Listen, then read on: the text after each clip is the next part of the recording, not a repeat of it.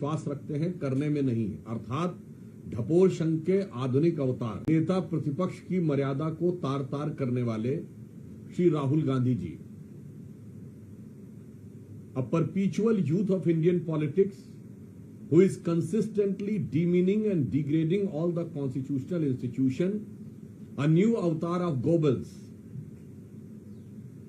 is now trying to put forth his frustration of losing power by making an unnecessary, uncalled for and totally false allegation on Election Commission. मैं श्री राहुल गांधी जी से पूछना चाहता हूं कि बिहार में, सिर्फ तथ्य के आधार पर पूछना चाहता हूं, पॉइंट नंबर 1, बिहार में 1 सितंबर तक जिसको आपत्ति है कि उसके कागज नहीं सही ढंग से प्रस्तुत हुए हैं, वो चुनाव आयोग को अपना आवेदन देकर अपना नाम जुड़वा सकता है। आज 10 दिन हो गए। इंडी गठबंधन के कुल बूथ लेवल एजेंट 1,60,000 है। आप 62 लाख को अगर डिवाइड करिए 10 से तो 6,20,000 आता है, और 6,20,000 को 1,60,000 से डिवाइड करिए तो 4.5 आंक के लगभग आता है। यानी केवल 4 से 5 वोटरों का वेरिफिकेशन यदि एक दिन में इंडी गठबंधन के एक बूथ लेवल एजेंट ने किया होता तो अब तक सब कुछ साफ हो गया होता। यह है झूठ की इमारत पर खड़ा हुआ मिथ्या आरोप। आप औपचारिक रूप से कोई चीज वेरीफाई नहीं कर रहे हैं, न चुनाव आयोग को तकनीकी दृष्टि से जो संवैधानिक रिक्वायरमेंट है उस चीज को करने का वो नहीं कर रहे हैं, और आकर प्रचार कर रहे हैं। दूसरा बिंदु, वो बेंगलोर सेंट्रल की सीट के बारे में बात कर रहे हैं, तो मैं पूछना चाहता हूं वो 1 लाख उनके पास आए कहां से अगर चुनाव आयोग का डाटा नहीं था। दूसरा, उन्होंने किसको जारी किया है वो 1 लाख लोगों की सूची? क्या मीडिया को जारी किया है? क्या जनता को जारी किया है? क्या सांसदों को जारी किया है, या चुनाव आयोग को दिया है? दूसरा, मैं कांग्रेस पार्टी और इंडी गठबंधन में पूछना चाहता हूं, श्री राहुल गांधी जी, आप एक ही कॉन्स्टिट्यूएंसी में इतने सिलेक्टिव कैसे हो जाते हैं? उसी बेंगलोर सेंट्रल कॉन्स्टिट्यूएंसी में आप वो विधानसभा दिखा रहे हैं जहां बीजेपी ने लीड किया है, 2 विधानसभाएं चामराजपेट और शिवाजी नगर, जहां कांग्रेस को 60% से अधिक वोट मिला है, वहां पर बढ़े हुए मतदाता क्यों नजर नहीं आ रहे? क्योंकि वहां एक विशेष वर्ग की संख्या अधिक है, माइनॉरिटी डोमिनेंस है, या फिर आपको इस विषय में पता ही नहीं है? और मैं पूछना चाहता हूं, कर्नाटक में आपकी सरकार है, आपके चीफ मिनिस्टर प्रेस कॉन्फ्रेंस क्यों नहीं कर रहे हैं? डेप्यूटी सीएम प्रेस कॉन्फ्रेंस क्यों नहीं कर रहे हैं? यदि आप ये चाहते हैं कि सरकार के द्वारा नहीं हो, यद्यपि आप स्वयं नेता प्रतिपक्ष के रूप में कैबिनेट मंत्री का दर्जा पात्र हैं, यानी आप स्वयं सरकार की दृष्टि से सरकार के एक हिस्से हैं, क्योंकि आप कई कमेटीज में भी हैं, परंतु पार्टी से कराना हो तो पार्टी का प्रदेश अध्यक्ष क्यों नहीं कर रहा है? आपके राष्ट्रीय अध्यक्ष आदरणीय खड़गे जी सबसे वरिष्ठ नेता हैं और वो कर्नाटक के हैं। शायद इसलिए वो नहीं कर रहे हैं कि उन्हें हकीकत पता है, और या फिर राहुल गांधी जी ये साबित करना चाहते हैं कि कर्नाटक राज्य के संदर्भ में ही उन्हीं की पार्टी के सीएम, डिप्टी सीएम, प्रदेश अध्यक्ष और राष्ट्रीय अध्यक्ष से ज्यादा ये राहुल गांधी जी को पता है, या ये उनके लिए निरंतर लॉन्च होने वाली, जैसे भारत ने एक बार में 100 सैटेलाइट लॉन्च करके एक दिन में रिकॉर्ड बनाया था, पर राहुल गांधी जी के निरंतर असफल लॉन्चिंग के प्रयास में किए जाने वाली छटपटाहट का ये एक और प्रयास मात्र है। दूसरा, मैं पूछना चाहता हूं, अगर ईमानदारी से क्या इस सीट की जांच नहीं होनी चाहिए? यदि बिहार में कई विधानसभा क्षेत्रों में अचानक रेजिडेंसी के लिए लाखों की संख्या में लोगों ने पिछले 5 महीने में आवेदन किया है, और मैं कांग्रेस पार्टी और राहुल गांधी जी से पूछना चाहता हूं, आप महाराष्ट्र के बारे में कहते हैं कि 4% वोटर बढ़ा, तो महाराष्ट्र की एक लोकसभा है धुले, जिसमें 6 विधानसभाएं हैं। 5 विधानसभाओं में भारतीय जनता पार्टी 2024 के लोकसभा में सारी 5 जीती, कुल जीत थी 1,90,000, और एक ही विधानसभा में, एक विधानसभा में कांग्रेस गठबंधन को कितना वोट मिला? 1,94,000, और उस विधानसभा का नाम है मालेगांव सेंट्रल।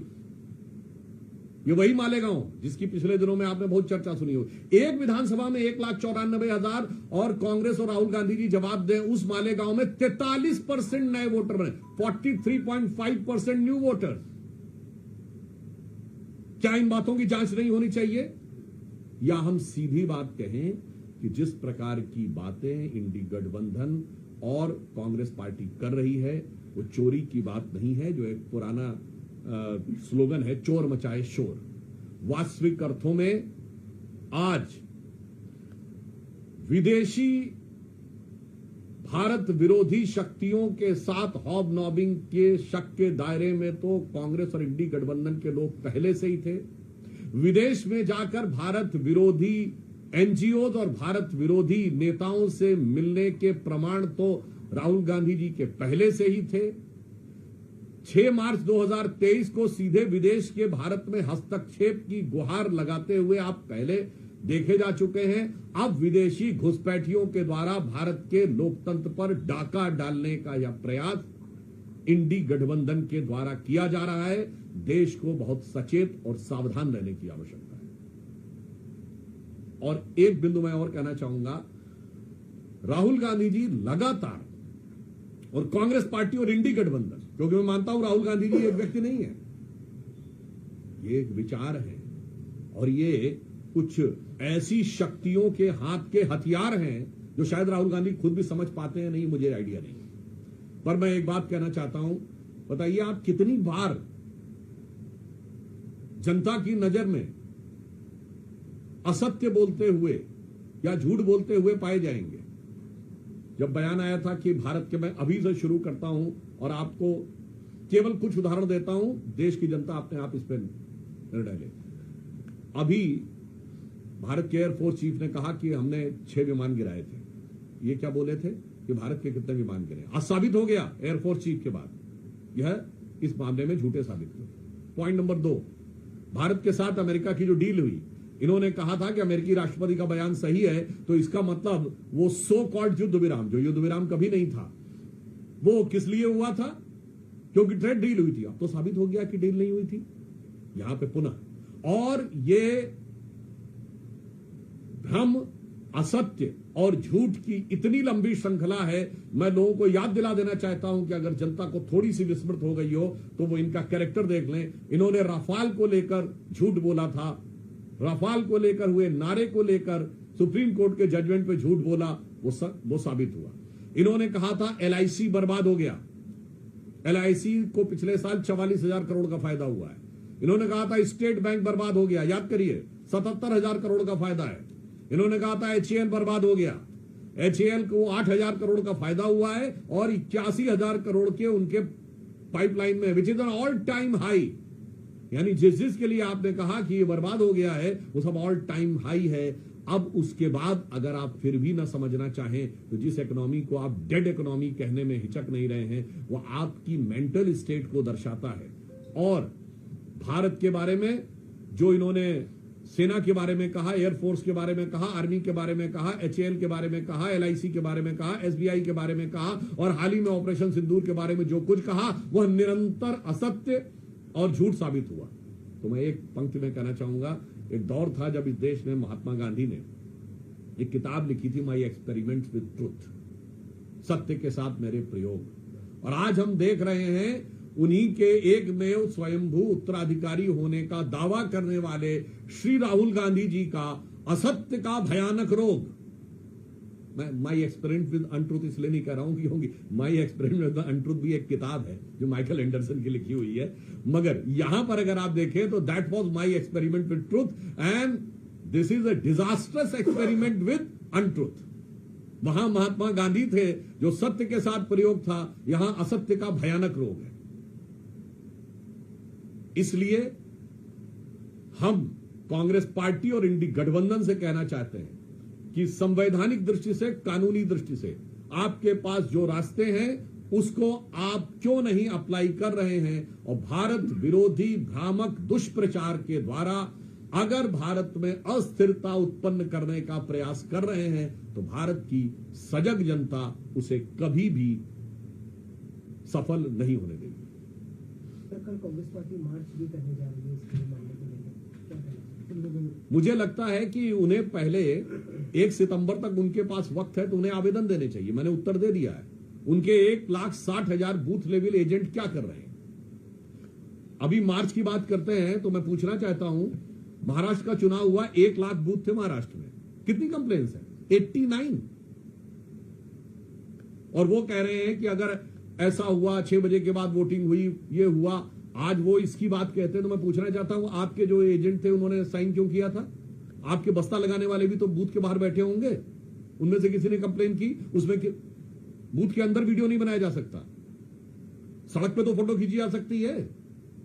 कितने लोगों ने फोटो खींच के सोशल मीडिया पे डाली कि देखिए इतनी लंबी लाइन लगी हुई है 7 बजे के बाद, कितना वीडियो अवेलेबल। इसीलिए मैंने कहा गांधी जी का सत्य के साथ प्रयोग, इनका असत्य का भयानक रोग।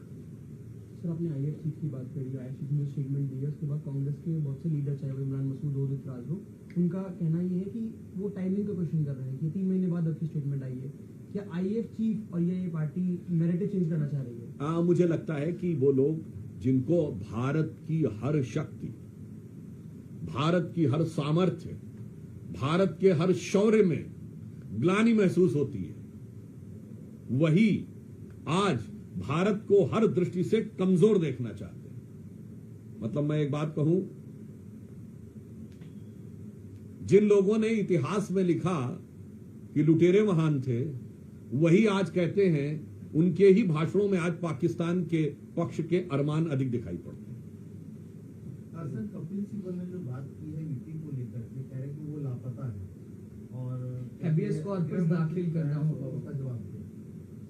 देखिए, कपिल सिब्बल जी अनेक अवसरों के ऊपर किस किस प्रकार के बयान और किस किस प्रकार की चीजें बोलते रहे हैं, और उनके बारे में ही, पूर्व उपराष्ट्रपति के बारे में ही उन्होंने, उन लोगों ने कितने अपमानजनक, असभ्य बर्ताव किए हैं। याद करिए, संसद भवन के गेट के ऊपर संवैधानिक पद पर बैठे हुए व्यक्ति की मिमिक्री की जा रही है और सांसदों का समूह कर रहा है और नेता प्रतिपक्ष वीडियो बना रहे हैं। मुझे लगता है कि उसके बाद अगर कोई आज ऐसी बात बोलता है तो मैं शब्दशः नहीं कह रहा हूं, कोई इसको कैविएट लगा के बोल रहा हूं, शब्दशः न लिया जाए, पर पंचतंत्र में रंगे सियार की कहानी सबने सुनी हुई है। बहुत शुक्रिया सर, थैंक यू सर। चलो भाई, जो टिकटॉक कर रहा है करना, हमें चले। सर, देखने का 2 मिनट नहीं